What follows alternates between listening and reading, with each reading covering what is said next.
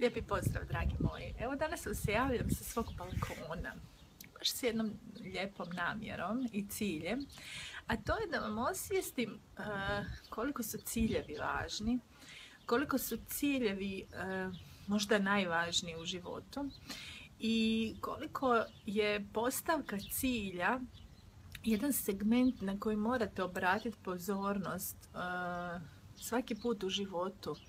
Kada nešto želite, bilo bi super da želite nešto što definitivno nije u vašoj zoni komfora, definitivno nije nešto što vi jednostavno možete postići, nego je to nešto što vas definitivno i u velikoj mjeri izbacuje iz onoga što je vama već poznato. Dakle, kada postavljate cilj, važno je da ga postavite mrvicu, ne previše, ne previše ambiciozno, nego jednostavno vaš cilj mora biti malo veći od vas nego što ste vi sada, da bi bio dovoljno atraktivan, da bi vas izbacio iz vaše orijentacije u kojoj ste sada i da bi vam omogućio da zapravo sami sebe ubacite u jedan stroj koji će vas katapultirati da se pokrenete prema tom cilju. Zašto ovo kažem? Zato što svaki čovjek dok se nalazi u svojoj orijentaciji, dok se nalazi u onoj zoni komfora u kojoj kreira ono što kreira, on zapravo ništa ne mora.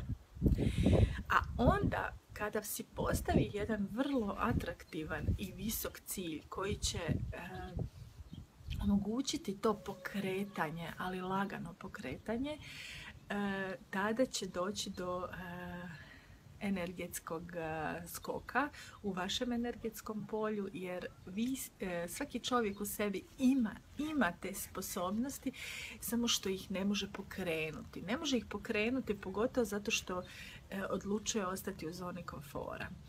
Dakle, mi smo kroz život stekli i ona pozitivna i ona negativna uvjerenja. Međutim, što smo stariji i što više razmišljamo o svojim ciljevima, mi sve više mislimo da je dobro ostati u onoj poznatoj zoni, jer smo svjesni svojih kvaliteta i to uglavnom onih koje sada vidimo i sa njima sada kreiramo ovo što kreiramo.